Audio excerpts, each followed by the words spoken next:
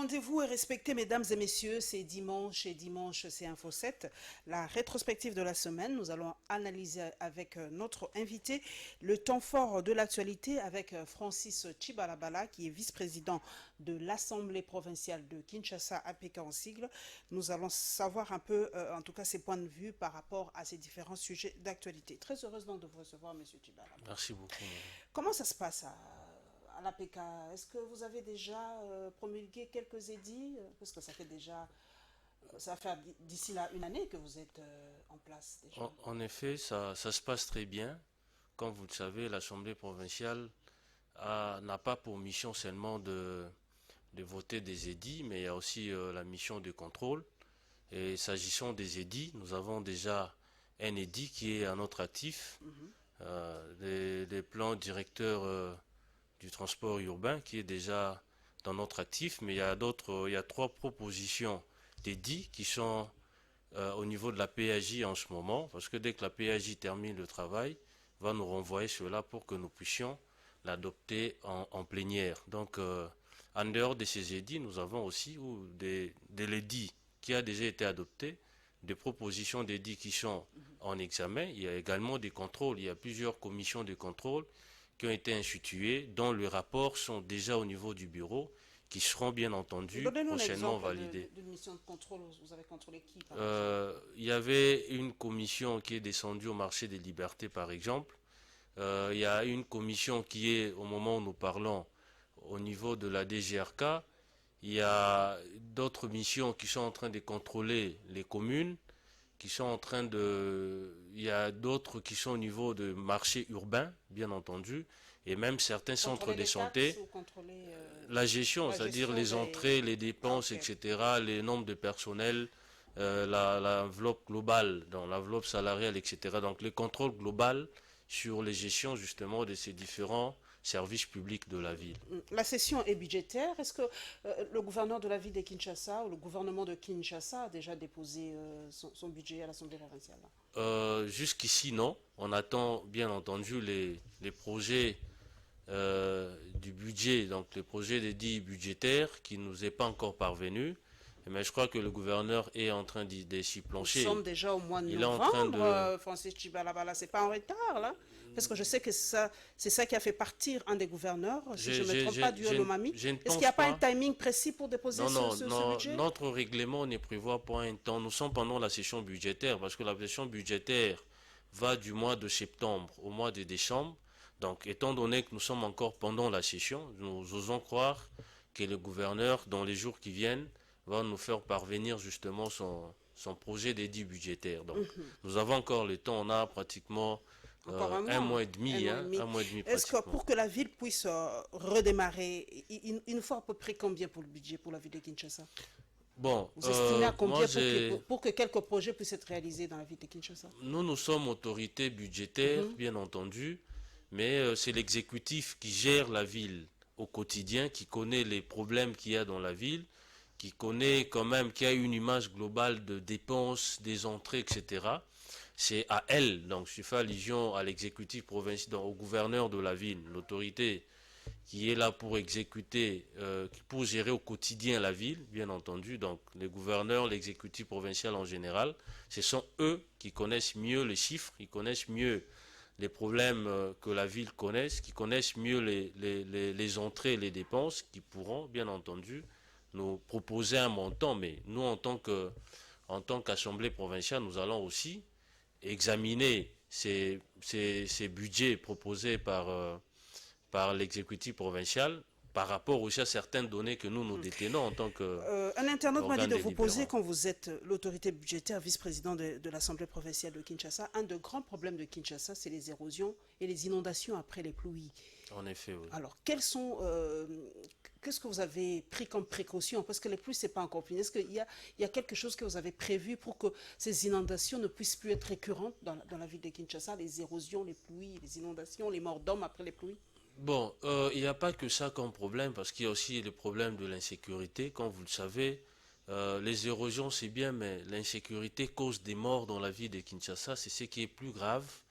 Et je crois que en tant qu'organe des contrôles, organe délibérant de la ville, nous avons formuler des recommandations au gouverneur pour qu'il puisse vraiment mettre de l'accent là-dessus.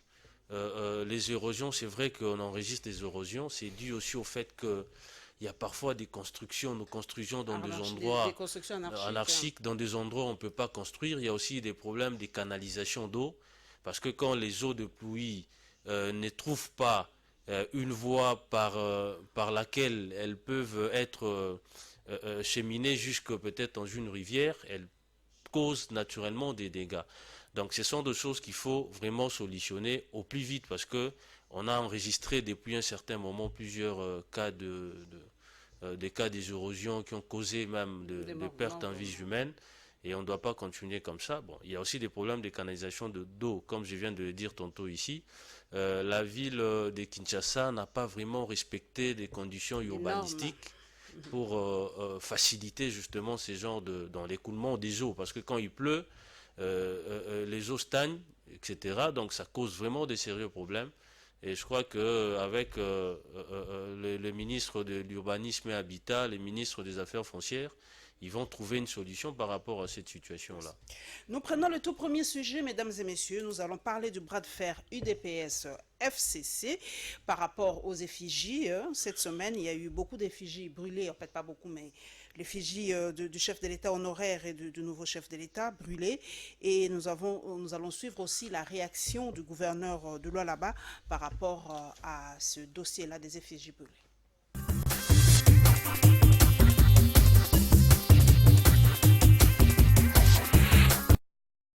Tout a commencé samedi à Kinshasa. Le portrait de l'ancien président Joseph Kabila, situé dans la commune de la Gombe, a été mis en feu par des présumés militants du parti au pouvoir.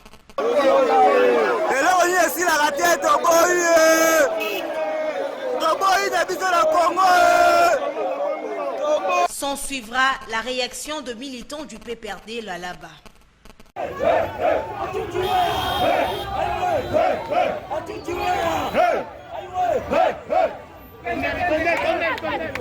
Aussitôt appris la nouvelle, la réplique de l'UDPS Lualaba n'a pas tardé.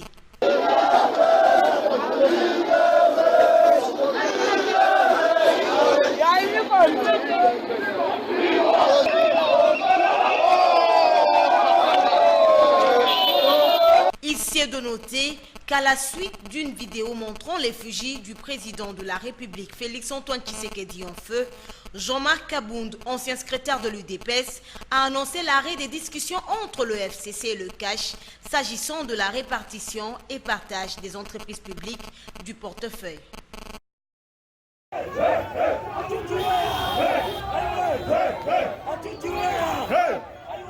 Le gouverneur Mouyej Monguez-Mons n'y est pas allé par le dos de la cuillère pour s'insurger contre les actes de vandalisme enregistrés le samedi 9 novembre dans la ville de Kolwezi.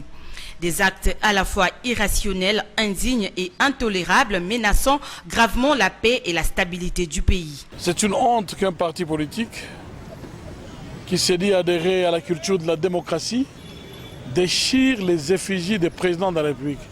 Qu'il s'agisse de ceux qui ont déchiré, qui se sont attaqués aux effigies de l'ancien président de la République, ou de ceux qui, par vengeance, voulaient s'attaquer aux effigies de l'actuel président de la République, c'est un coup de folie qui doit s'arrêter tout de suite.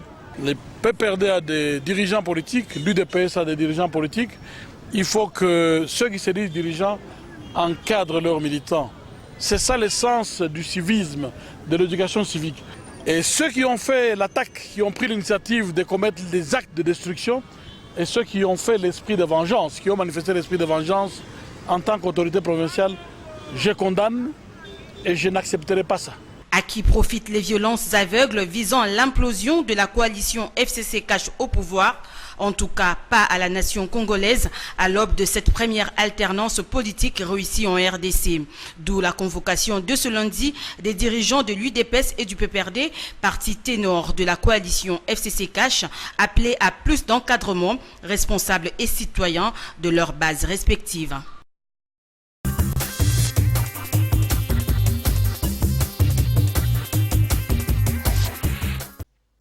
Francis Tchibalabala, je sais que vous êtes de l'UDPS. En effet, madame. Exactement. Et on vous reproche, vous les hauts cadres de l'UDPS, de n'avoir pas expliqué à la base les tenants et les aboutissants de cette coalition FCC cash. Vous, peut-être les autorités, vous connaissez, mais pas la base. Pourquoi la base veut l'éclatement de cette coalition?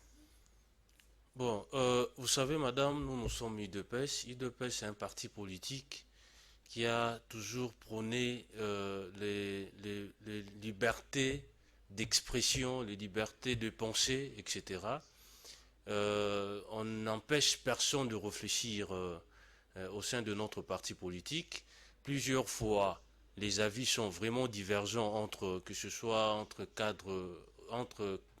cadres et militants. Ce sont des choses, nous nous sommes habitués comme ça. On nous a habitués comme ça, parfois à contester les décisions de certaines autorités. Mais on doit abandonner ces genres de comportements. Vous êtes au pouvoir aujourd'hui. En effet, parce que nous sommes au pouvoir aujourd'hui, on doit quand même changer notre manière de voir les choses. Tous les membres du parti savent que nous sommes en coalition avec le FCC. En coalition, pourquoi? Parce que nous n'avions pas, nous UDPS qui avons les présidents de la République, nous n'avons pas une majorité au sein des deux chambres du Parlement. Et étant donné que c'est le FCC qui a la majorité, nous sommes obligés de coaliser avec les FCC pour naturellement avoir un gouvernement et un programme commun de gestion. C'est vrai que certains de nos militants voient cela d'un très mauvais œil. Pourquoi? Parce que, comme vous le savez, madame, nous avons passé pratiquement 37 ans dans l'opposition. Et pendant que nous étions dans l'opposition, nous avons subi toutes sortes de traitements, bien entendu. Il y a certains de nos militants qui ont payé de leur vie. Il y a certains qui ont perdu certains membres de leur corps. Il y a certains qui ont perdu du travail, etc. Et ce n'est pas du jour au lendemain qu'on peut facilement oublier tout ce que nous avons vécu comme traitement cruel de la part des différents régimes, parmi lesquels les régimes passés. Donc cette réaction est parfois justifiée, mais nous sommes dans un état de droit, bien entendu. Nous sommes en train de condamner la justice privée. Donc nous ne sommes plus à l'époque de la justice privée. Si certains compatriotes ont des griefs contre les régimes passés, bien entendu, ils doivent en référer à la justice pour qu'ils soient rétablis dans leurs droits. Donc nous condamnons ces genres de comportements, mais aussi il faut que ça soit noté que nous, étant de l'UDPS, nous n'accepterons pas qu'il y ait un groupe de gens qui désacralisent la fonction présidentielle seulement parce que les présidents de la République... Est-ce que cette effigie-là, c'est vrai, beaucoup de gens disent, est-ce que l'effigie ou les effigies, en fait, sont des signes du pouvoir, comme le drapeau, comme la monnaie ou quelque chose comme ça? L'effigie n'est qu'une simple photo, c'est une question vraiment terre à terre. Pourquoi vous dites que non, ils ont atteint l'honneur du président en brûlant les effigies? Et on vous dit d'ailleurs de vous dire que vous le faisiez aussi à l'époque, vous brûlez l'effigie de Kabila, vous brûlez l'effigie de Mobutu. Alors pourquoi aujourd'hui, si on brûle l'effigie de Félix-Antoine Tshisekedi, vous en faites tout un problème? C'est une façon de s'exprimer. Je crois que vous avez suivi le propos du président Kabound. Il n'avait nullement fait allusion à l'effigie. Il a tout simplement dit qu'il y a un groupe d'individus, un groupe de gens qui sont en train de combattre le président de la République, de les critiquer, de tout faire pour que le président ne puisse pas présenter à la fin de son quinquennat un bilan qui soit élogieux. C'est pourquoi il a mis en garde tous ceux-là qui sont avec nous dans la... Non, en effet, ce n'est pas la Mouka que je sache, peut-être, que ce soit la Mouka ou que ce soit vos partenaires. Il a indexé nos partenaires, des gens qui sont avec nous dans la coalition. On ne peut pas comprendre, parce qu'il faudrait que l'opinion retienne que nous avons un programme du gouvernement commun. Nous sommes dans une coalition, le FCC a la majorité, nous n'avions pas la majorité parlementaire, voilà pourquoi nous sommes obligés de coaliser. En coalition, bien entendu, on a élaboré un programme commun de gouvernement, il est vraiment paradoxal que les gens avec qui nous avons élaboré le programme du gouvernement nous critiquent, nous mettent encore de peau de banane sur les chemins pour que nous échouons. Moi, je crois que c'est vraiment inconcevable et c'est un comportement qui va desservir les Congolais parce que, comme vous le savez, les Congolais ont vécu dans une misère incommensurable. Les Congolais ont beaucoup de problèmes qui doivent être solutionnés par ces gouvernements. Ce n'est pas dans des querelles enfantines, des querelles inutiles que nous allons répondre aux attentes des Congolais, que nous allons relever les différents défis. D'ailleurs, le cardinal Ambongo l'a dit ce dimanche, il faut qu'on évite ces querelles vraiment, comme vous avez dit, enfantines. Mais la décision de Jean-Marc Kabound d'arrêt des discussions par rapport au partage des entreprises et tout ça, est-ce qu'il a le droit, lui, de dire cela? Est-ce que c'est bon, il avait dit qu'il ne sait pas suspendait... qu'il est vice-président d'une institution? Là, il parle en tant que qui? En tant que SG de l'UDPS ou en tant que vice-président il a double casquette. Il a double casquette. Il est premier vice-président à l'Assemblée nationale. Il est aussi président ad interim de l'UDPS. Donc le meeting concernait l'UDPS, nous concernait nous. Donc, là, et il s'est présenté aux combattants comme étant président de l'UDPS. Il a pris une position par rapport à l'UDPS. Donc ça n'a rien à voir avec ses fonctions officielles qu'il assume à l'Assemblée. D'ailleurs, nous allons continuer avec cela. Le deuxième condensé, c'est d'ailleurs les réactions des membres du FCC par rapport à ces propos de Jean-Marc Kabound et la réaction de l'UNT par rapport à l'an 1 de la désignation du candidat commun de l'opposition.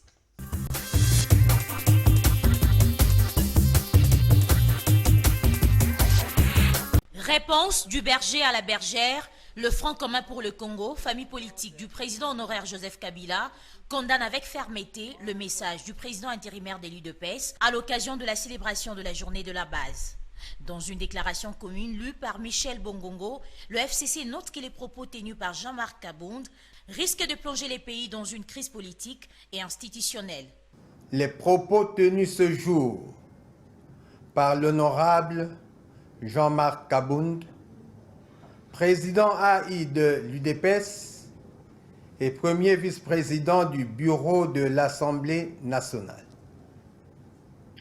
À ce sujet, la conférence des présidents du FCC fait la déclaration suivante.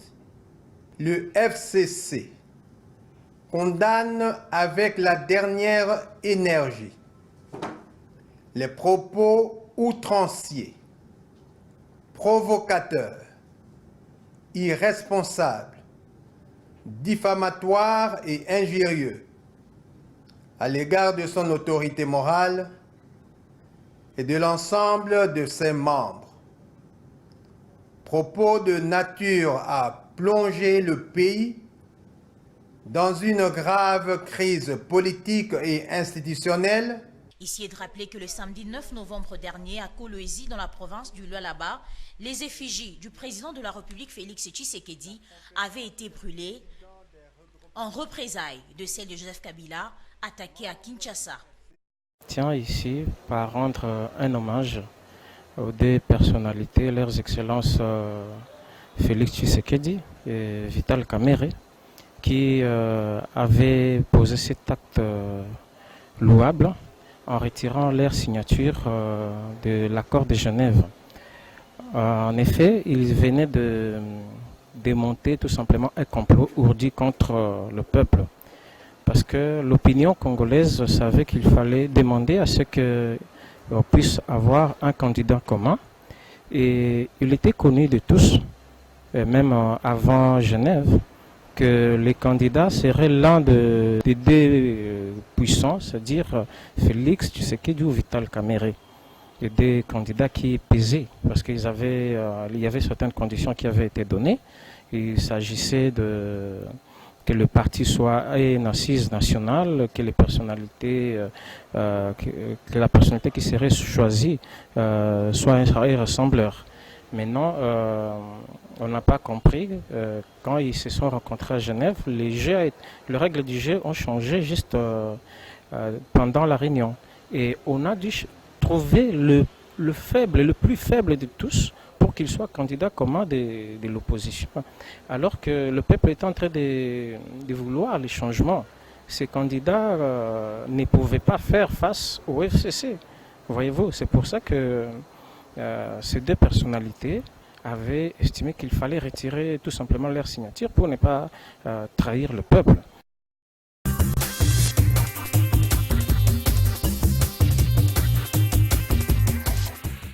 Francis Tchibaba, nous avons suivi les qualificatifs que les membres du FCC ont donnés aux propos de M. Kabound, des propos provocateurs, outranciers, diffamatoires, injurieux par rapport à leur autorité morale. C'est ça aussi le hic dans cette question.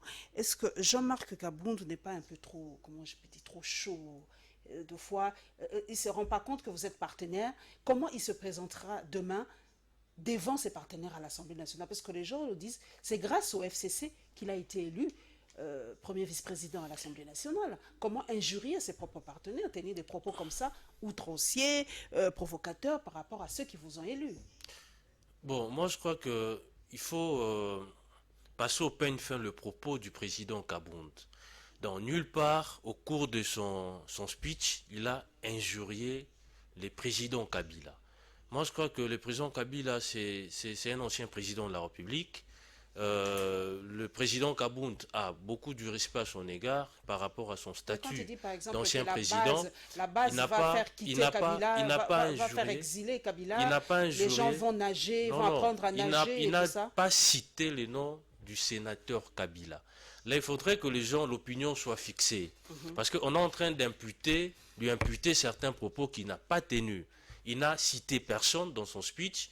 Il a juste fait des illustrations par rapport à ce qui pouvait ou qui pourrait advenir. Mais les gens sont si jamais vous ne citez pas, jamais on n'y prenait pas garde. Parce que nous avons besoin de la paix. Les sénateurs Kabila et les présidents Félix Tshisekedi, ils se sont mis ensemble pour travailler pour l'intérêt du Congo. Le président Kabila a eu une majorité à l'Assemblée. Et grâce à cette majorité-là, nous sommes dans la coalition. Ce n'est pas pour mettre en mal les intérêts des Congolais, c'est pour travailler pour les intérêts des Congolais. Et ce genre de choses, pour nous, nous considérons que ça ne nous fera pas avancer. Ce n'est pas intéressant, mais c'est que l'opinion doit retenir que le président Kabound n'a pas insulté. Il a juste donné des illustrations par rapport à ce qui pouvait venir et tout.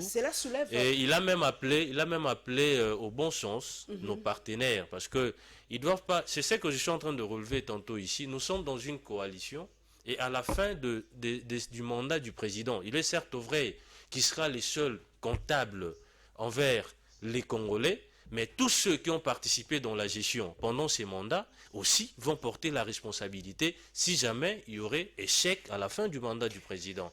Donc ils doivent savoir que non seulement le président est en train de jouer justement sa survie politique, parce que certainement il aura le velléité de rempiler, mais aussi ceux qui sont au gouvernement, ils doivent présenter un bilan, chacun dans son ministère, chacun dans son portefeuille. Vous comprenez? Exactement. Donc ces guerres intestines, ça ne nous avance pas. Donc il ne faudrait pas... effectivement, heureusement, le président de la République n'est pas distrait par ces genres de choses. Il est en train de travailler pour l'intérêt des Quinois. Il sait que ce sont les Congolais qui l'ont amené là où il est actuellement. Et il sera redevable qu'aux Congolais et non à un groupe d'individus ou aux partis politiques. Cela relève la problématique de compiler les fonctions en fait, d'avoir deux fonctions qui sont deux fois vraiment très opposées. Parce que quand il est secrétaire général ou président AI de l'UDPS, il a une autre posture. Il peut tenir, on sait comment vous parlez vous à l'UDPS, mais il est en même temps vice-président d'une institution vraiment qui doit être neutre, le temple de la démocratie. Alors, c'est pour cela qu'on demande deux fois, même en Occident, quand vous accédez à certains postes, de laisser un peu le rôle dans les partis. Parce que les partis, de toute façon, c'est une partie. Là, il s'adresse à une partie de la population. Mais en tant que vice-président, il représente tous les Congolais. C'est ça la problématique. Pourquoi ne pas dissocier ou laisser la présidence de votre parti à quelqu'un d'autre qui peut s'enflammer, qui peut tenir des propos comme il veut, mais il n'aura pas de compte à rendre devant les députés. Parce qu'aujourd'hui, les députés du FCC ont demandé, on l'a suivi, que Jean-Marc Kabound s'excuse publiquement par rapport à ses propos. C'est pour ça que moi je pose la question. Quelle est la posture aujourd'hui de Jean-Marc Kabound quand il rentrera? Puisqu'il est, Voilà, il est au Rwanda. on est Il est en au train Rwanda de, aujourd'hui. c'est vraiment de l'amalgame. Hein. C'est Comment ça, vraiment de de l'amalgame? l'amalgame. Ces deux fonctions ne sont pas incompatibles. C'est Là, incompatible. Non, non. Les Au conséquences. regard de notre constitution, les deux fonctions Mais une question éthique. Mais qu'occupent d'une les façon présidents Kabound ne sont pas incompatibles. Donc, il s'est prononcé en tant que président de l'UDPS, mais quand il est en officiel, il ne peut pas tenir de propos partisans, comment par exemple. dissocier ça maintenant? Non, mais, comment les gens du FCC maintenant réagissent par rapport à cela? non, c'est là où j'ai dit que c'est de l'amalgame. Donc, ils ne doivent pas considérer que la fonction qu'il assume en tant que premier vice-président de l'Assemblée, c'est-à-dire cette fonction-là doit l'empêcher de faire une déclaration en tant que Est-ce que vous président d'un parti accepterez, politique. vous accepterez que, Mais que si- Janine Mabunda, excusez-moi, Non, est-ce j'ai- que vous accepterez que le président de l'Assemblée nationale, Janine Mabunda, qui est du PPRD, puisse tenir les mêmes propos? Elle n'a pas une accepterez? fonction, je ne pense pas qu'elle a une fonction au sein du PPRD. C'est ça la différence qu'il y a entre elle et les présidents Kabound. Mais il est en même temps les représentants du cash dans les négociations avec les FCC. Mais pourquoi on lui a jamais renié cette qualité-là du président haï de l'UDPS? Donc, Mais est-ce que vous-même, est-ce que vous ne réfléchissez pas pour le remplacer, pour le laisser un peu libre de ne pas porter sur son dos le poids de l'UDPS en étant vice-président de l'Assemblée nationale? du moment que lui-même considère qu'il a les épaules larges pour assumer ses deux fonctions, je crois qu'on les laisse. Et puis il est en train de gérer très bien, de cumuler ces deux fonctions sans cumul des problème. fonctions, Donc, sans problème. problème. Mais à l'UDPS, il y a aussi beaucoup d'autres personnes qui peuvent assumer cette fonction-là. Les jours où les présidents aillent du parti trouvera que voilà, il est maintenant chargé par rapport à sa fonction au sein de l'Assemblée nationale et qu'il faille démissionner au niveau du parti. Je crois que Mais on vous, va pouvoir à son personnellement, remplacement par les billets, bien entendu, d'un d'une congrès. façon vraiment froide, sans parti. Est-ce que le cumul des fonctions n'est pas aussi une sorte de pesanteur? Bon, Le cumul des fonctions, personnellement, je dis les législateurs ou les constituants, je fais allusion à la Constitution, en disant que la fonction des députés n'est pas incompatible avec, par exemple, la fonction au sein d'un parti politique. Il avait, bien entendu, évalué les résolutions pour et contre avant que cette Constitution soit adoptée. Et moi, je crois que du moment qu'il n'y a pas incompatibilité, ça ne pose pas un problème. Mais individuellement, si je trouve, par exemple, qu'il y a conflit d'intérêts par rapport aux fonctions que j'assume, je dois individuellement démissionner. Mais étant donné qu'il n'y a pas un texte qui m'est contraint à le faire et que je me rends compte que j'ai suffisamment de capacité pour assumer ces deux fonctions, je ne vois pas Donc, des raisons légitimes selon de vous, démissionner. Francis Chibalabala, les députés du FCC n'ont pas, en tout cas, raison de demander ces excuses publiques. Bon, ça doit se faire. Si excuse il y en aura, par exemple, ça doit se faire dans un cadre de la coalition, en dehors des institutions. Il faut faire un parallèle entre les formations politiques dont nous sommes émanation et les fonctions officielles que nous assumons, les charges de l'État que nous assumons. Donc, et ils l'ont fait dans un cadre officiel, alors qu'en principe, ils auraient dû le faire dans le cadre de la coalition FCC-CAS. Et pas du tout Et médiatisé. les présidents Kabound, je crois que parce que si... Est-ce que c'est vrai qu'il a répondu qu'il ne le fera pas, qu'il préfère se tuer pour... il ne présentera jamais ses excuses? Vous savez qu'il est en mission officielle en ce moment. Il est en train de servir la République. Donc, quand il sera de retour, il va bien entendu se prononcer par rapport à cela. Mais aussi, nos amis du FCC, les députés qui ont fait cette déclaration, je ne pense pas qu'ils ont reçu les quitus du président Kabila. Et c'est peut-être des gens qui sont en quête de positionnement, etc. Ils veulent plaire à l'autorité morale. Ils font ce genre de déclarations.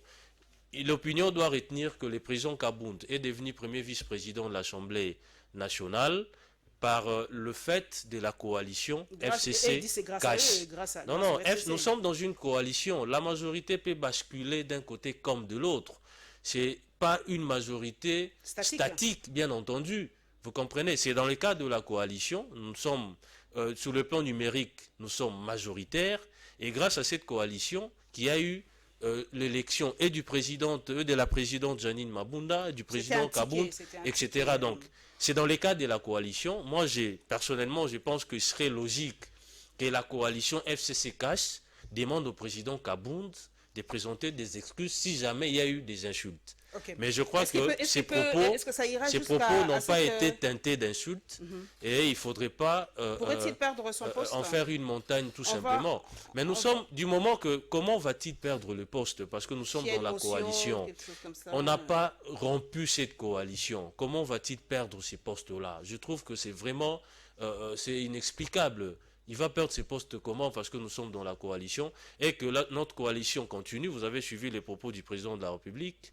Donc il est pour cette coalition. Donc étant donné que le président Kabound a été élu grâce à cette coalition-là, je ne vois pas comment il va démissionner, je ne vois pas comment il sera destitué. L'an 1 de la désignation du candidat commun, on se rappelle tous, hein, c'était l'année passée, tout ce qui s'est passé à Genève. Pour vous, en tout cas, devoir de mémoire, ça a été une bonne chose que le président Félix Antoine Tshisekedi et Vital Kamerhe aient retiré leur signature. Le monsieur qu'on a suivi tout à l'heure, le compatriote, a dit qu'on a choisi le candidat le plus faible. Hein, c'était Martin Fayoulou. Bon, pour lui, Martin Fayoulou était le candidat le plus faible qu'on a choisi. Pour vous, c'était vraiment, avec le recul du temps, une bonne chose, ce retrait des signatures? Moi, je crois que d'ailleurs, vous avez vous-même suivi qu'au sein de l'UDPS, nous avions célébré cette journée. Et cette journée sera commémorée tous les ans. C'est-à-dire, pour nous, grâce à cette journée-là, grâce aux combattants, grâce à la pression de la rue, bien entendu, les présidents de la République avaient retiré sa signature. Sans cette journée, on n'aurait pas un président issu de l'UDPS. Madame, il vous souviendra que lorsque les candidatures étaient retenues à la CENI, il y avait des candidats qui étaient favoris, il y avait d'autres qui étaient des outsiders. Et les candidats présentés par la coalition La Mouka étaient un outsider.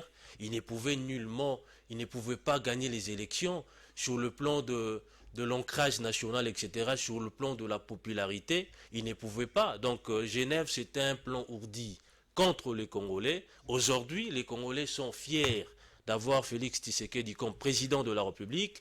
Il est en train justement de faire rayonner la République à travers le monde. Il y a des changements notables au sein de notre pays, donc au sein de la République.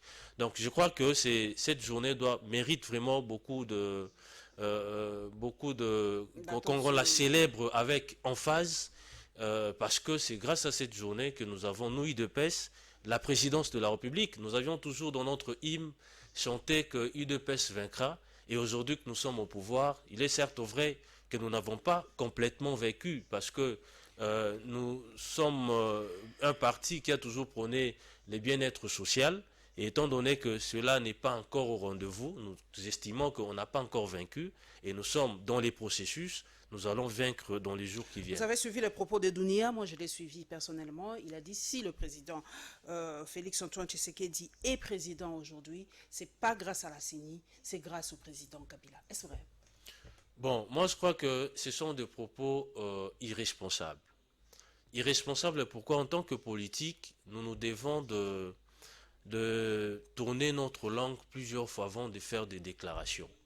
Déjà, la déclaration de la personne dont vous venez de citer jette même un discrédit sur la CENI et sur le président Kabila, par exemple.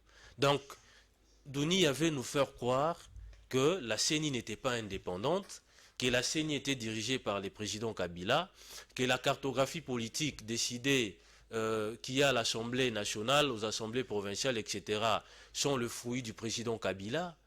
Il ne faut pas quand même tenir des gens de déclarations. Vous comprenez? Donc la CENI, c'était un organe indépendant, bien entendu, et la CENI a publié les résultats sortis des urnes, et la cartographie que nous avons aujourd'hui, ça reflète bien entendu des véritables résultats sortis des urnes. On ne doit pas cracher sur la CENI. C'est vraiment pas responsable en tant que politique. Bon, c'est ça que je dis. Il y a certains politiques qui pensent qu'il faut des déclarations comme ça pour faire plaire à l'autorité morale, pour que si jamais il y a une opportunité, qu'on puisse penser à lui. Y a-t-il rupture aujourd'hui? Parce que Jean-Marc a dit il y a suspension. Est-ce qu'il y a-t-il aujourd'hui un conflit? Non, il avait suspendu, mais la suspension a été levée parce qu'il a dit que... Mais c'est lui qui avait suspendu, non? en vertu du principe de parallélisme de forme et des compétences, il a suspendu. Il a levé le main. Et lors de son speech, il n'a pas dit qu'il maintenait la suspension. Il n'a pas subi des pressions, non? Non, pas du tout, parce qu'il a justement mis en garde ceux-là qui ne veulent pas que cette coalition réussisse. Parce que ceux qui sont en train de mettre les pots de banane sur le chemin du président, ceux qui mettent des pots et des bâtons dans le roue du président pour qu'il échoue, ils sont en train de creuser leur propre fosse, leur propre tombe, bien entendu, parce que nous sommes dans une coalition et à la fin de ces mandats, nous serons tous comptables. Il est certes vrai que le président, c'est lui qui a été élu, c'est lui qui a les soutiens de toute la population, qui a reçu les mandats de toute la population, mais chacun de ministres, aujourd'hui par exemple, les gens disent que le président Kabila, son bilan était moche par exemple, mais il n'y a pas que lui, il avait ses collaborateurs, tous ceux-là qui étaient avec le président Kabila, ils sont aussi responsables d'une manière ou d'une autre de ses bilans, de son bilan, vous comprenez? Donc ces bilans ici, nous en serons tous responsables à la fin de la mandature. Donc, vous pouvez on a regarder besoin de faire des cette population etc. et avant de passer à autre chose, vous pouvez dire, Francis Chibavala, droit devant cette population qu'il n'y a pas une crise entre le FCC et le Cash.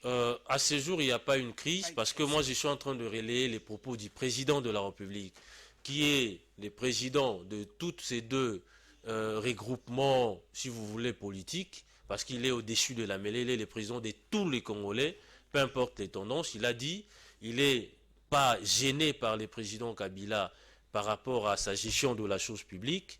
Il a dit que pour lui, cette coalition est opportune parce que nous n'avions pas obtenu la majorité aux deux chambres du Parlement. Donc nous sommes obligés d'être dans cette coalition, excusez-moi, pour gérer ensemble la République. Donc je suis sur cette voie et le président Kabound aussi ne s'est pas contredit avec le président de la République parce qu'il n'a pas suspendu la coalition, il n'a pas non plus rompu la coalition avec le FCC. Merci. En tout cas, la toute dernière question, vraiment, dans ce dossier, c'est vrai que vous nous répétez tout le temps que vous n'avez pas, en tout cas, la majorité à l'Assemblée nationale. On répète tout le temps cela. D'ailleurs, il y a même un organisme de la société civile qui demande encore, je vous avais posé cette question, si le président de la République peut carrément dissoudre l'Assemblée nationale, pour qu'il ait enfin, parce qu'aujourd'hui le peuple a compris, le peuple avait peut-être mal voté, mais aujourd'hui le peuple a compris que pour que le président puisse être tranquille, entre guillemets, il lui faut une majorité. N'a-t-il pas ce pouvoir de dissoudre cette Assemblée nationale, faire des élections anticipées, et qu'il ait enfin sa majorité? Là, il n'y aura plus de guéguerre, il n'y aura plus de consultance, il sera libre de pratiquer enfin sa politique. Il a lutté pendant 37 ans pour ça.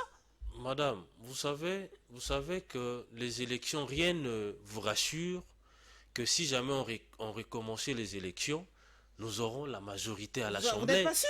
Parce que c'est vous qui aurez la CENI. Vous êtes au pouvoir cette fois-ci. Non, voilà pourquoi. C'est nous qui aurons la CENI. Non, c'est une très mauvaise conception de choses. La CENI, elle est indépendante. La CENI ne peut nous donner que les résultats sortis des urnes. Rien ne nous rassure aujourd'hui. Vous avez peur, vous n'êtes pas très sûr que vous allez... nous n'avons pas peur. Nous disons tout simplement que les élections anticipées sont inopportunes.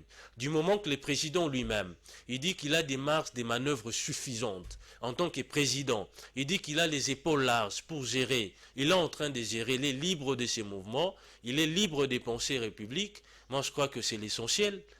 Donc si au sein de formations politiques, il y a des gens qui tirent à boulet rouge d'un côté comme de l'autre, et que... l'opinion peut croire que les présidents est muselé ou les présidents est en difficulté de gérer la République, je crois qu'ils doivent changer d'opinion. Donc le président lui-même, au travers plusieurs déclarations, il a dit qu'il est en train de travailler. Il a toujours besoin du président Kabila parce que c'est le seul ancien président que nous avons au pays. C'est lui qui connaît la République mieux que quiconque. Et chaque fois que le président se trouve peut-être bloqué, il va faire recours à lui. C'est même nous qui sommes aujourd'hui à l'Assemblée provinciale, il nous arrive parfois, pour certaines questions, d'en référer à nos prédécesseurs pour demander conseil.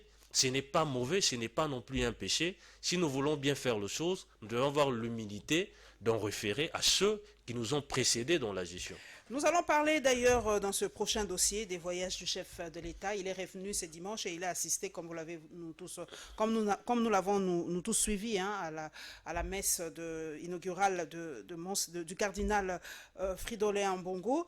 Il a fait une tournée en Europe et nous allons parler aussi, de la visite de quelques hommes d'affaires au ministère des Affaires foncières.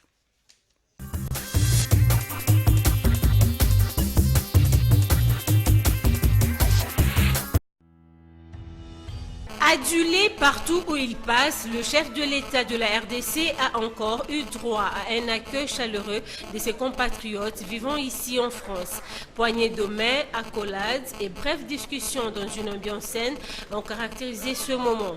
Pour la diaspora congolaise, il était question de démontrer son soutien au chef de l'État, Félix Antoine Tshisekedi. Le gouverneur de la ville de Kinshasa n'était pas en reste. Le séjour français du président de la République démocratique du Congo est à circonscrire dans le cadre du Forum de Paris sur la paix. Fachi est l'invité de Macron. Ces assises de 2 jours, qui s'ouvrent déjà ce mardi 12 novembre, connaîtront la participation de 136 délégués, dont 30 chefs d'État. Ce forum va s'épancher sur le problème que connaît le monde aujourd'hui en termes surtout de paix et de sécurité. L'on évoque aussi un probable tête-à-tête entre Emmanuel Macron et Félix Antoine Tshisekedi. Le séjour français de Félix Tshisekedi devrait aussi faciliter le réchauffement des relations diplomatiques entre Paris et Kinshasa. Ces échanges entre le ministre provincial des Affaires foncières, Urbanisme et Habitat et le patron d'Api Congo, ainsi que les partenaires constructeurs sud-africains, ont tourné autour de la construction des 240 000 maisons qui seront lancées d'ici peu à Kinshasa. En croire le patron de la société Api Congo, Gabriel Chabani Lissassi, ces travaux vont tout d'abord débuter à Maluku et à Mitendi. On va construire la ville. Et pour construire la ville, on a besoin de beaucoup de partenaires. Donc vous avez vu les Chinois, les Portugais, tout le monde sont venus ici. Mais maintenant, nous avons des partenaires, il y a des Angolais aussi qui sont venus. Nous avons des partenaires sud-africains qui sont venus aussi pour la même chose. Ils vont construire la ville de Kinshasa et financer les constructions. Maluku, Mitendi, CPA, donc c'est prévu déjà pour 2000 maisons d'abord. Et puis l'année prochaine, on va augmenter les rythmes. Venus participer à ce projet de construction, les partenaires sud-africains n'ont pas manqué de dire mot. As a South African company, we're here to see what value can we add to the lives of the Congolese people. Oui, nous sommes une société, comme il dit, nous sommes une société sud-africaine.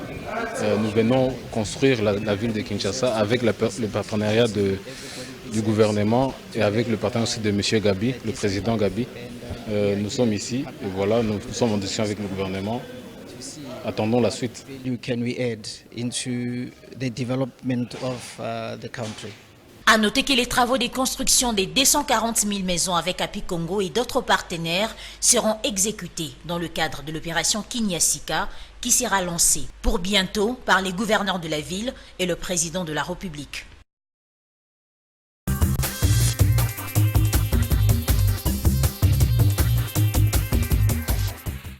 Francis Chibalabala, le chef de l'État est revenu de son périple européen.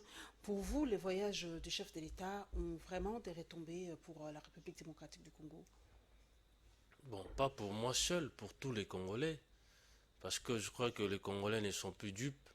Et les Congolais sont aujourd'hui matures. Ils savent voir les retombées que nous avons enregistrées des différents voyages du président de la République.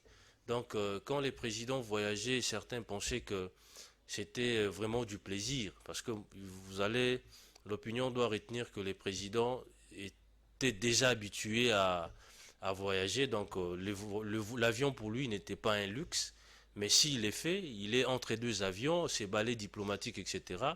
C'est uniquement pour l'intérêt des Congolais, pour l'intérêt de la République. Il a lui-même relevé que ces différents voyages ont ramené au pays plus d'1,5 milliard et il ne s'est pas arrêté là parce que la République a beaucoup de problèmes qui nécessitent bien entendu une action efficace pour que ces problèmes soient solutionnés. Donc le président de la République a une raison légitime de voyager à tout moment. Et ces voyages, étant donné que ça nous permet d'abord, la République, de nous ouvrir à d'autres pays, ça soigne quand même l'image de la République. À un moment donné, nous avons évolué dans l'autarcie pratiquement, alors que alors qu'en principe, aucun État ne peut se suffire. Nous avons besoin de concours des uns des autres. Nous avons besoin de ramener, par exemple, des capitaux, de ramener des investisseurs dans notre pays. En venant ici, ils vont créer de l'emploi pour les compatriotes qui sont au chômage, etc. Donc, le voyage du président, moi, je l'encourage. Mais je sais aussi que nous qui avons l'habitude parfois de prendre les avions, c'est aussi un danger. Exactement. Donc, c'est vraiment un danger. Il ne peut pas accepter, personne n'acceptera de mourir et laisser la présidence de la République. Donc, il accepte de braver tout ce qu'il y a comme danger pour les Congolais. Et je crois que nous devons l'applaudir plutôt que de les décourager. Nous devons l'applaudir plutôt que de le décourager, c'est vrai, mais dans le plan interne, la RDC, selon Luzolo Bambi, fait à l'époque, déjà sous Kabila, il y avait un coulage de recettes d'au moins 15 milliards de dollars par an. Le président de ses voyages a ramené 1 milliard quelque chose dans le pays. La question que moi je vous pose, est-ce qu'on ne peut pas d'abord mettre de l'ordre chez nous ici, fermer les robinets, lutter contre la corruption, lutter contre tous les antivaleurs, que le climat des affaires soit allégé et tout ça. Si nous soignons l'intérieur, l'extérieur viendra d'être. Parce que je pose la question, comment les investisseurs vont venir quand il y a la guerre à l'Est? Comment les investisseurs vont venir quand il y a l'Ebola? Comment les investisseurs vont venir quand il y a trop de taxes, trop de rétrocommissions, trop de problèmes en interne? Est-ce que le président ne doit-il pas d'abord réparer l'interne, permettez l'expression, comme Kwege, réparer l'interne pour que l'extérieur puisse venir? Bon, vous savez, madame, le président est sur plusieurs fronts. À l'interne, par exemple, quand il a pris ses fonctions, il avait dit qu'il va lutter de manière acharnée contre la corruption. Il va instaurer l'état de droit, parce que l'état de droit va engendrer, bien entendu, l'assainissement du climat des affaires. Parce que les investisseurs ont besoin de beaucoup plus de garanties pour venir investir au pays. Vous comprenez? Donc, quand on a un état de droit, tout le monde, que ce soit les expatriés, que ce soit les Congolais, nous serons soumis à la loi et que ça va créer un bon climat d'affaires. Les investisseurs viendront. Lutter contre la corruption en interne, parce que nous savons nous tous que, d'ailleurs, s'il faut reproduire la phrase du professeur Luzolo, lorsqu'il disait que par an, plus de 15 milliards entraient dans les poches des gens, etc., cet argent-là, si on combat la corruption, on combat les détournements, comme c'est le cas avec le président de la République, cet argent servira à la République. On peut l'affecter pour des grands projets, par exemple, pour les soins de santé gratuits ou les soins primaires, les soins de santé primaires, par exemple, gratuits, pour l'université gratuit, pour l'enseignement des bases gratuits. Mais les présidents ne pouvaient pas parce que, quand vous savez, quand il a pris ses fonctions, il s'est passé plusieurs mois avant que le gouvernement en arrive. Et pendant ces temps, il devait, bien entendu, aller ça et là pour chercher de l'argent. Et c'est grâce à ces voyages qu'on a pu obtenir l'effectivité de la gratuité de l'enseignement. C'est dans l'actif du président. Tous nous savons que ça demande beaucoup d'argent et sans ce voyage, on n'aurait peut-être pas ce moyen. Donc il y a des mesures urgentes que nous devons prendre. Il y a aussi des mesures qui viendront de façon programmée, etc. C'est vrai que le gouvernement a pris un laps de temps avant d'être créé et le président avait lancé les 100 jours. Et jusqu'à aujourd'hui, on ne nous a jamais donné le compte-rendu de ce qui a été fait pendant les 100 jours. Peut-être on attendra toujours les bilans de ces 100 jours. Mais nous allons revenir par rapport aux 240 000 maisons programmées par Happy Congo et quelques partenaires sud-africains qui sont venus. Pour vous, c'est une bonne chose pour la ville de Kinshasa qui est ces constructions? Bon, moi je crois que c'est une bonne chose. C'est une bonne chose pourquoi? Parce que, il y a un sérieux problème d'habitat dans notre pays. Et il y a aussi des problèmes sérieux de construction anarchique. Et la plupart des constructions que nous avons dans la ville de Kinshasa l'ont été sans respect de normes urbanistiques. Et ces constructions d'ailleurs vont suivre les règles urbanistiques. Ça va nous épargner des érosions que nous venons de décrier. Ça va nous épargner beaucoup d'autres conséquences néfastes qui sont fonction des constructions anarchiques et des constructions qui ne respectent pas les conditions urbanistiques. Donc pour moi, c'est une très bonne chose. Ça permettra aux Congolais d'habiter dans des maisons qui sont très bien construites, dans des maisons qui remplissent quand même certaines normes d'habitation. Et c'est vraiment une très bonne chose. J'encourage. C'est votre juridiction. J'encourage. En effet, j'encourage les auteurs du projet. Et les Kinois seront contents si jamais ces maisons deviennent effectives. Et nous, en tant qu'élus Kinois, nous sommes très fiers de ces projets. Et nous allons bien entendu mobiliser les Kinois pour que chacun puisse obtenir quand même 240 000 maisons. C'est beaucoup, bien que la population aussi entre 15 millions, etc. Mais ça va quand même permettre de loger quand même de nombreuses familles. Nous allons parler un peu économie, nous allons parler de la paix et de la redevance minière au ministère du Commerce extérieur et la présentation du rapport annuel de la BCDC.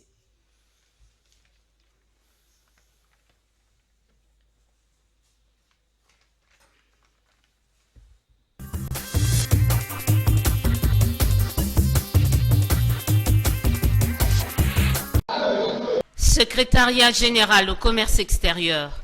Un engouement particulier y règne dans les couloirs. La raison est simple, les agents de l'administration vont toucher leurs primes issues de la redevance minière.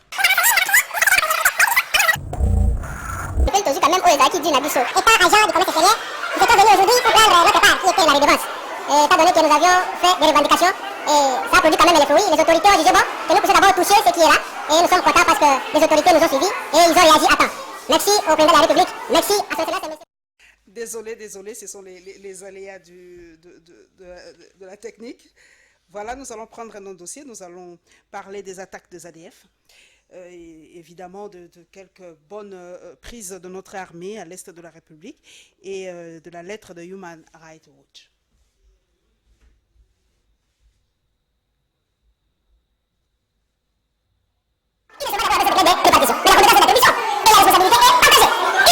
Qui a pris la décision, c'est elle qui est capable de retirer cette signature. Nous, à ce niveau, nous allons retirer la signature. Voilà, c'est cette incompréhension-là de texte qui est à l'origine de tout ceci.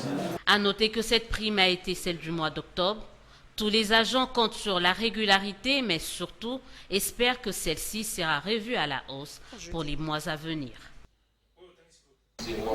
Il s'est agi d'un devoir de transparence. En présence de ses clients, partenaires, actionnaires publics et privés, le directeur général de la BCDC a présenté le compte de l'exercice 2018 de son institution. Dans son speech, Yves Cupers a fait savoir que depuis ces 20 dernières années, l'année 2018, la BCDC a réalisé un bénéfice net après impôt de 11,7 millions de dollars.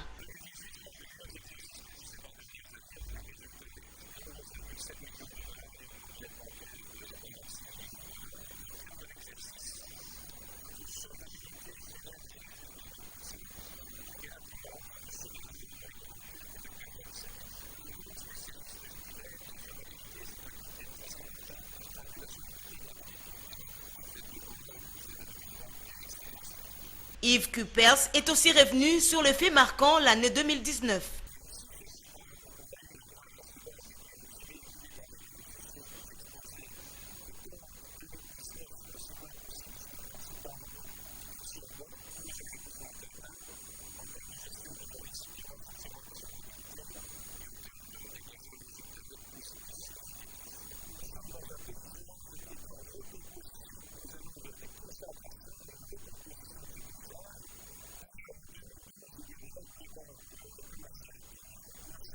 Occasion pour le patron de la BCDC d'éclairer l'opinion sur son éventuel rapprochement avec Equity Bank.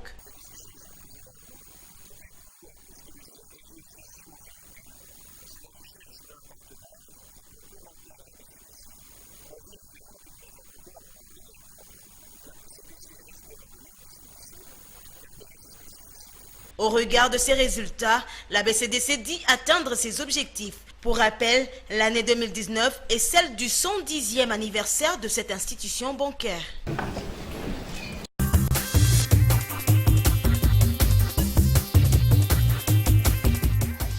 Nous sommes revenus sur l'élément de la présentation du rapport annuel de la BCDC, mais j'ai relevé quelque chose.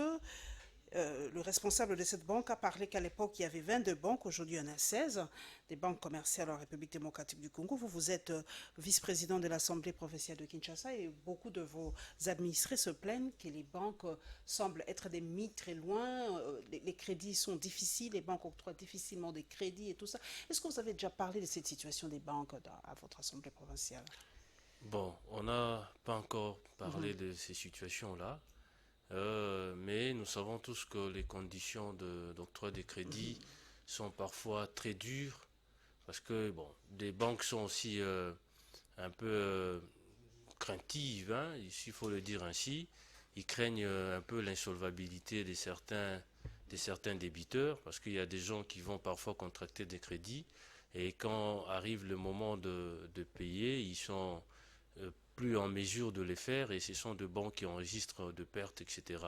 Et comme vous le savez, les banques parfois tournent aussi avec l'argent des particuliers et des gens qui vont faire des dépôts, etc.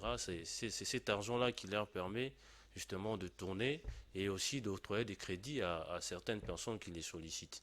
Donc, on n'a pas encore parlé de cette situation, mais la réalité, c'est celle-là. Donc, il faudrait qu'il y ait quand même il faut que cette crise de confiance soit restaurée entre les banques et les particuliers et les clients, etc. Voilà, nous allons un peu à l'est de la République, nous y revenons, nous allons parler des attaques des ADF et de la lettre de Human Rights Watch.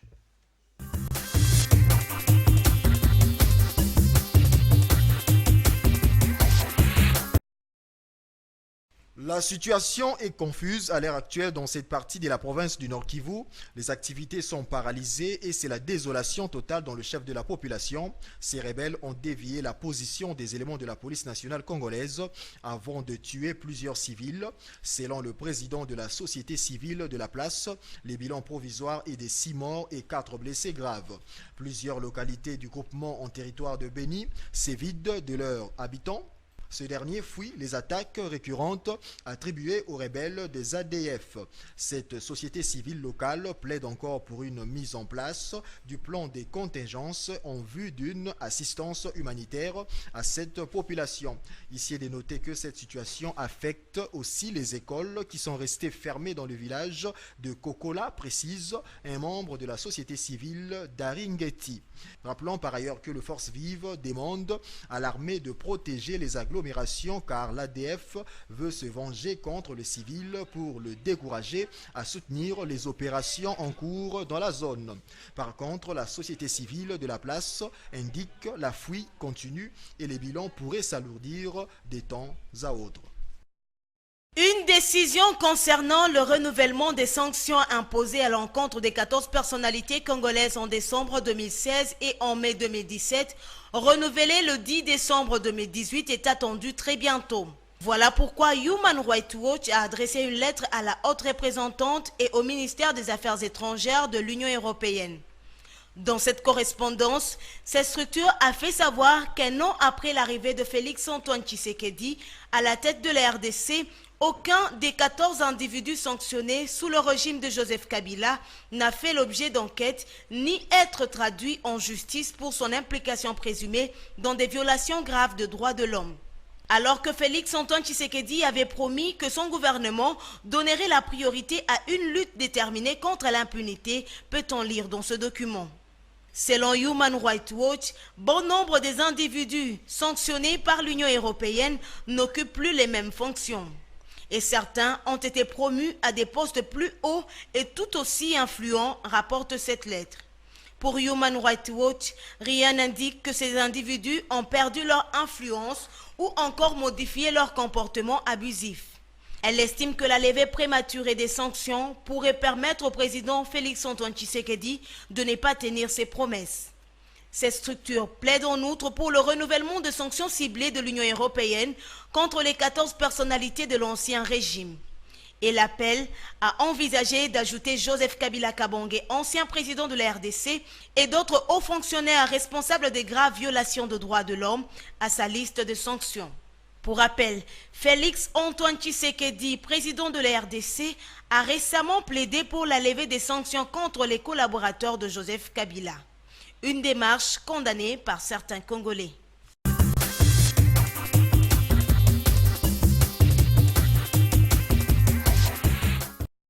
Voilà, le rapport de la lettre de Human Rights Watch n'est pas du tout tendre par rapport au président Félix Antoine Tshisekedi. D'abord, on dit qu'il a plaidé pour la levée de ces sanctions.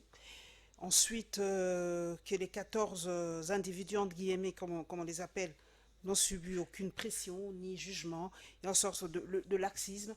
Est-ce que tout ça, c'est la coalition qui pèse comme une épée de Damoclès sur, en tout cas, l'impunité dans ce pays?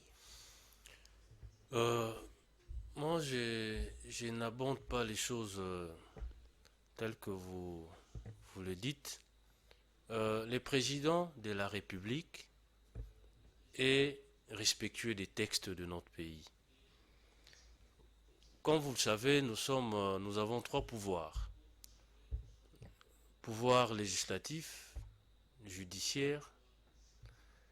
Ce sont des pouvoirs... Non, je parle du pouvoir judiciaire. J'ai fait plus allusion au pouvoir judiciaire. Le président, en tant qu'exécutif, il ne peut pas s'immiscer aux affaires de la justice. Mais pourquoi il a demandé la levée? La plupart de dignitaires de l'ancien régime étaient plus sanctionnés parce que, bon, il est certes vrai, on fait allusion aux dénégations de valeurs démocratiques, aux restrictions de liberté, etc., fondamentales, mais des sanctions les concernaient plus parce que, comme vous le savez, ils ne voulaient pas qu'on ait des élections dans ce pays. Et pour les présidents, il a estimé que du moment qu'on a déjà obtenu les élections et l'alternance au sommet de l'État, et que les régimes passés se comportent ce ne sont pas des crimes convenablement. Des crimes humanitaires qui sont non oui, il y a des crimes imprescriptibles. En effet, des crimes contre l'humanité, des crimes de génocide, des crimes de guerre, etc. Ce sont des crimes imprescriptibles. Mais est-ce qu'il y a une action qui a été amorcée au niveau de la Cour pénale internationale? Je réponds tout de suite non. Est-ce que la Cour s'était saisie de ces crimes et qu'elle a demandé à ce que la République puisse coopérer au transfèrement, par exemple, de Congolais qui sont sous les coupes d'un mandat d'arrêt international, par exemple? J'ai dit non. Donc, nous, en tant qu'État, notre justice aussi a la possibilité de juger ces genres de crimes. Mais le problème, c'est que le président ne peut pas, lui, demander à la justice de le faire. Donc, la justice... la justice est indépendante. Il a plusieurs fois relevé que s'il y a des compatriotes qui sont lésés par les comportements de ceux qui avaient géré les pays par le passé, qu'ils aillent saisir la justice et ils seront évidemment établis dans leurs droits s'il est avéré que les accusations contre ces gens sont fondées, par exemple. Donc il ne faut pas donner le pouvoir au président qui n'a pas... Qu'on ne rende pas dictateur. Voilà, donc il ne faut pas à tout moment, lui-même a même relevé qu'il n'y aura pas une justice de la présidence et une justice à la présidence. Donc que tous ceux qui sont victimes de violations de leur liberté, par exemple, tous ceux qui trouvent qu'ils ont été injustement arrêtés, qu'ils ont subi des tortures, etc., ils peuvent eux-mêmes porter plainte. Je crois, là, il y a plusieurs semaines, j'avais suivi l'honorable Gekoko Mulumba qui avait déposé sa plainte contre l'ancien patron de l'ANER. Donc, que chacun des Congolais qui trouve que... Est-ce qu'aujourd'hui, vraiment, les institutions pourraient permettre que Joseph Kabila puisse aller à la CPI? Puisque la lettre de Human Rights Watch demande aussi que Joseph Kabila soit cité ou soit mis parmi les présumés coupables. Oui, il n'est pas cité. Il n'est pas cité. Il n'y a aucune sanction qui pèse contre lui. On ne peut pas opiner sur quelque chose qui n'est pas réel ou qui n'est pas encore arrivé. Donc nous, en tant que, par rapport à la collaboration, nous sommes tenus de collaborer avec la CPI. Nous sommes, Et si la CPI, nous sommes membres de la... politique fiction. Si la CPI demandait à ce que Joseph Kabila puisse être transféré, vu la coalition, est-ce que vous le ferez? Vous allez livrer Joseph Kabila? Bon, moi personnellement, je n'aime pas émettre des avis sur des choses qui ne sont pas encore arrivées. On attend les moments. Si il viendra, je crois que, en toute responsabilité, le président va donner sa position. Mais vous devez retenir que nous sommes membres, nous avons signé les statuts de Rome, nous sommes membres de la CPI, nous sommes obligés en tant que membres de collaborer avec la CPI. Si jamais la CPI nous demandait les transfèrements d'un Congolais, je précise, de Joseph Kabila. Je crois que vous ferez, hein? Vous allez respecter le traité de Rome. Le message est passé. Attaque ADF à l'est de la République, c'est devenu récurrent, ces attaques à l'est de la République. C'est vrai que notre armée, nous le félicitons, il y a eu vraiment beaucoup de bonnes choses. Ils ont récupéré certaines localités et tout ça. Mais je voulais vous poser cette question, je ne sais pas si à l'Assemblée provinciale vous en avez parlé, de cette mutualisation des forces à l'est de la République. Il y a des gens qui ne comprennent pas et se demandent est-ce que l'armée ougandaise entrera en RDC, l'armée rwandaise, l'armée burundaise. Est-ce que vous avez expliqué à votre base un peu c'est quoi cette mutualisation des forces pour lutter contre ces rebelles ou ces rébellions qui ne sont pas en fait des rébellions de la RDC? Madame, vous savez, la question de différentes rébellions qu'il y a eu dans notre pays ont beaucoup de ramifications. Donc le problème que la partie est de la République connaît, il y a vraiment beaucoup de ramifications. Il y a vraiment beaucoup d'acteurs politiques congolais et étrangers, même des multinationales, qui sont concernés dans ce qui se passe à l'est du pays parce qu'ils en tirent bénéfice. Le président Félix, quand il a prêté serment, il avait promis de pacifier l'Est. Il avait même promis d'installer les QG de l'armée, l'état-major de l'armée à l'est du pays. C'est tout simplement parce qu'il avait compris les réalités qui se passent là-bas. Donc, non, il y a déjà l'état-major. L'état-major est installé là-bas. Et le fait pour lui de coopérer avec les États voisins, c'est une meilleure façon de contenir toutes ces poches de résistance. Il faut expliquer à cette population, cette mutualisation n'est pas une invasion, non. Absolument. Oui. C'est-à-dire nous devons, les armées de pays frontaliers de l'Est du pays, par exemple, doivent coopérer, travailler en synergie avec notre armée, parce que les ADF causent aussi des problèmes, pas seulement au Congo, même dans d'autres pays frontaliers. J'ai fait allusion, je crois, à l'Ouganda. Il y a aussi des problèmes là-bas. Et il faudrait que nous puissions conjuguer les efforts, c'est-à-dire mettre en commun une stratégie pour contenir toutes ces poches de résistance, parce que certains groupes armés, ont la base arrière dans des pays voisins. Et il faut une grande diplomatie pour conscientiser les responsables ou les présidents de ces différents pays à considérer que non seulement ils sont en train de causer mort dans notre pays, ils ne seront pas épargnés si jamais ils décidaient aussi d'opérer dans leur pays respectif. Voilà pourquoi il faudrait, étant donné que c'est une question qui concerne la sous-région, le président a dû rencontrer ses homologues, pour qu'ensemble ils puissent mettre en commun les forces, de sorte que ces postes de résistance cessent.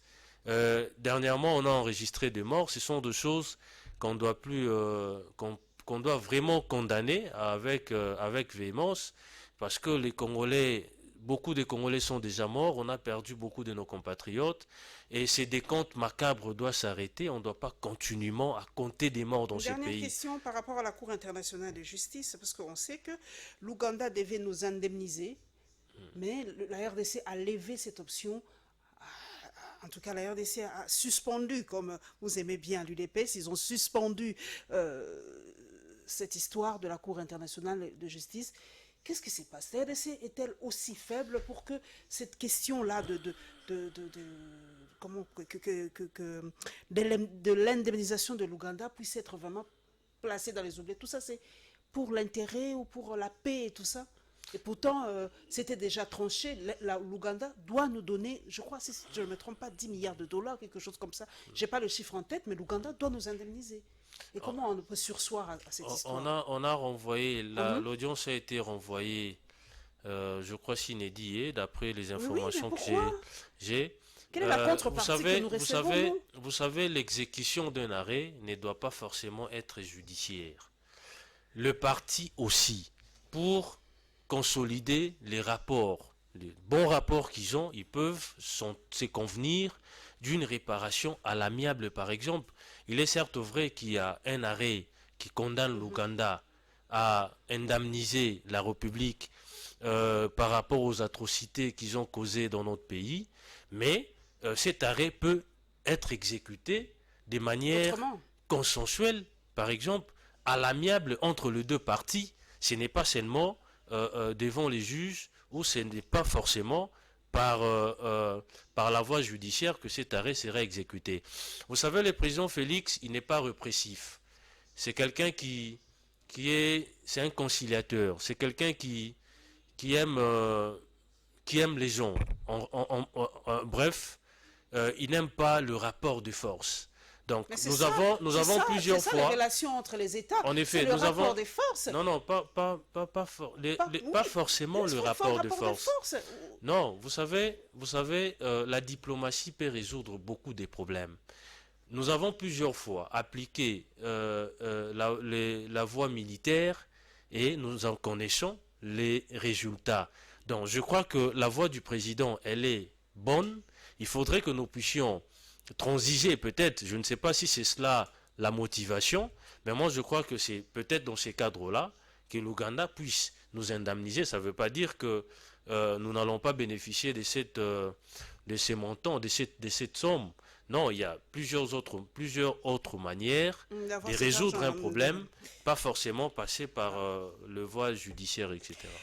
L'avant-dernier sujet, mesdames et messieurs, nous courons derrière le temps, le baladeur, la réaction de la population par rapport aux propos du cardinal Ambongo sur la gratuité de l'enseignement et la poursuite du procès de l'AG de l'hôpital ou de la polyclinique Vijana.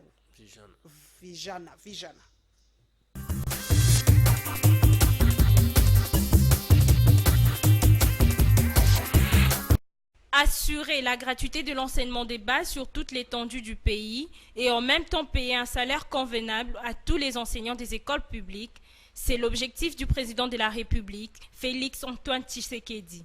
En effet, les personnes rencontrées disent que le cardinal Ambongo a raison de s'inquiéter pour les salaires des enseignants des écoles conventionnées catholiques. Il faut qu'on mette en place donc une structure très bien définie afin qu'on puisse commencer à payer très bien les enseignants. Ambongo a totalement raison, parce que moi je ne peux pas être enseignant et je pars enseigner gratuitement. Je sais que Ambongo a parlé, mais ce n'est pas du tout mauvais. Mais de son aspect, il a parlé du côté les écoles catholiques. Par contre, beaucoup veulent que l'Église catholique se conforme aux exigences de l'État congolais. Parce que chez les catholiques, il exagérait beaucoup avec les frais, c'est pourquoi les enseignants s'y retrouvaient. Mais ce n'est pas pour les écoles de l'État. Chez l'État, les enseignants souffraient beaucoup parce qu'ils touchaient peu d'argent. Un enseignant, normalement, on va suivre l'ordre des chefs de l'État. Quand il a fixé les salaires, c'est pour tout le monde. Que ce soit les licenciés, que ce soit les gradués. Ils ont leur niveau par rapport à leur salaire. Donc on va d'abord se conformer à ce que les chefs de l'État a... Que tout le monde sont des enseignants. Il n'y a pas de différence que des enseignants catholiques, des enseignants privés, non, tout le monde ce sont des enseignants. Comme l'État a décidé de payer ce qu'il a fixé, qu'on accepte. Pour rappel, le gouvernement congolais avait décidé de réajuster les salaires des enseignants sur l'ensemble du territoire national. Ainsi, l'enseignant le moins payé touche un salaire moyen de 410 284 francs congolais, soit 245 $ américains. C'est vendredi 15 novembre, à la haute cour militaire, le parti civil ont été à la barre pour plaider en charge des prévenus du meurtre de l'administrateur général de l'hôpital Vijana. Dans leur plaidoirie, les avocats des partis civils ont argumenté sur les 4 infractions mises à charge de prévenus. Il s'agit de l'incitation des militaires à commettre les actes contraires à leur devoir et à la discipline, l'arrestation arbitraire, torture et meurtre. Les avocats conseils des partis civils se sont appuyés sur les dépositions des différents témoins et renseignants pour établir la cohérité qui existe entre les prévenus dans la commission de ce meurtre. Le parti civil ont sur ce dégagé des responsabilités en tenant Dolly Makambo et Bakashuraki Semei comme auteurs intellectuels de ces meurtres. Les avocats des partis civils ont quant à se réclamer des dommages et intérêts tout en démontrant les degrés de participation criminelle de chacun des prévenus. Le ministre provincial de l'Intérieur et son garde rapproché étant des préposés de l'État, les partis civils réclament l'équivalent en francs congolais, la somme de 10 millions de dollars. La prochaine audience a été fixée pour ce lundi 18 novembre, le jour de la plaidoirie de la défense.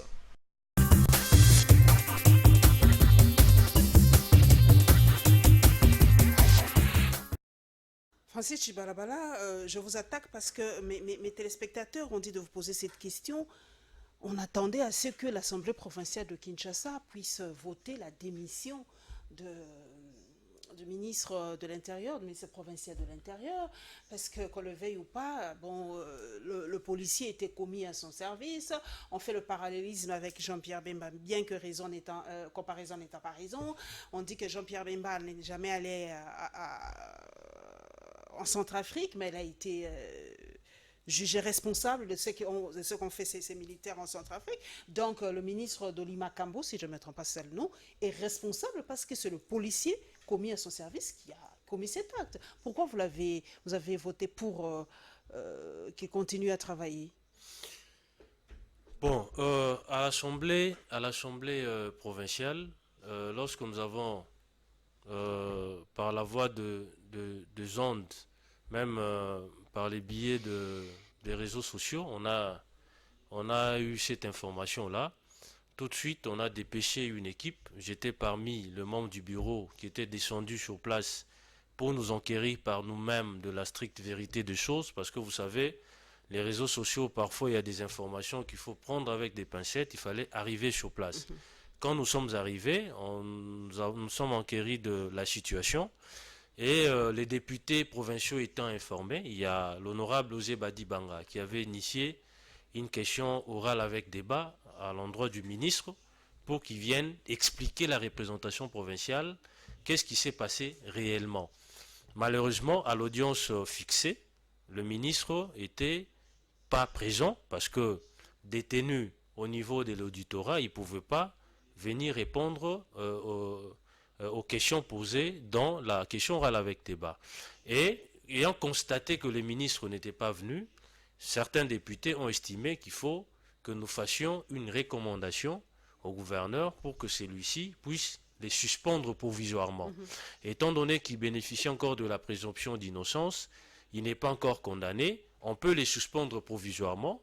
Et dans la même décision, on peut désigner, ou dans la foulée, on désigne un intérimaire qui viendra éclairer la représentation provinciale de ce qui s'est passé réellement.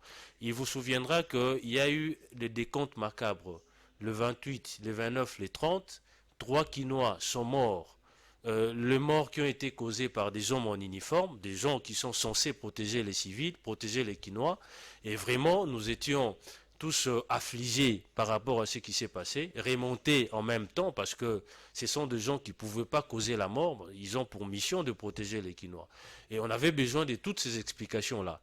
Arrivé pendant la plénière, il y a eu certains députés se sont prononcés contre sa suspension parce que, estimant qu'il est déjà entre les mains de la justice, c'est la justice qui va décider de son sort, et d'autres avaient voté pour sa suspension et qu'on désigne un intérimaire. Nous sommes en démocratie. En démocratie, c'est la majorité qui triomphe toujours. Donc sur 38 votants, parce qu'on avait soumis au vote cette question, sur 38 votants, il y a 20 qui ont voté contre sa suspension et 18 ont voté pour sa suspension. Donc, étant donné que la dictature de la majorité avait triomphé, ceux qui avaient voté contre s'étaient inclinés tout simplement. C'est les temples de la démocratie. Nous devons respecter les points de vue des autres. Et la suite Et il est à la disposition de la justice. On attend bien entendu la décision qui va venir. Et si jamais il n'y est pour rien, certainement il sera acquitté. Mais si sa responsabilité est d'une manière ou d'une autre établie, je crois qu'il ne va pas échapper aux foudres de la loi, parce que la prévention pour laquelle il est mis en examen est prévue dans le code des justices militaires. Je crois il sera condamné si sa responsabilité est établie par rapport à ce qui s'est passé. Nous allons parler de la gratuité de l'enseignement. Les propos du cardinal Ambago soulèvent beaucoup de polémiques. D'ailleurs, les gens disent que l'Église catholique est entrée en rébellion par rapport à la gratuité de l'enseignement et que selon certains, nous avons suivi, cette gratuité a été trop rapide, mal préparée, mal conçue et tout ça. Est-ce que les écoles conventionnées catholiques ont aujourd'hui raison de dire que non, cette gratuité a été trop rapide, mal pensée, mal non, préparée? D'abord, j'ai dit, moi, je ne partage pas cette opinion-là. Pourquoi? Parce que la gratuité de l'enseignement est contenue dans notre Constitution. C'est comme les découpages, c'était contenu dans la Constitution. C'est contenu dans notre Constitution et la Constitution, c'est la loi suprême qui doit être respectée par tous les citoyens, par tous les Congolais, en commençant par les numéros 1, dont les premiers d'entre nous, les présidents de la République. Vous comprenez? Donc, les présidents de la République, qui est produit de l'UDPS, l'UDPS est un parti qui s'est toujours battu pour le respect des textes, pour l'état de droit. Vous comprenez? Donc, il ne pouvait que faire appliquer la Constitution par rapport à ça. Donc, c'est comme, étant donné que c'était prévu dans la Constitution. Bon, dire que le moment n'était pas indiqué, moi, je crois que c'est irresponsable, parce que c'est comme si vous demandez au président de faire un 3e mandat. C'est comme si vous demandez au président de ne pas appliquer certaines dispositions constitutionnelles. Lorsque une constitution est promulguée, elle est promulguée pour qu'elle soit appliquée au lendemain de la promulgation.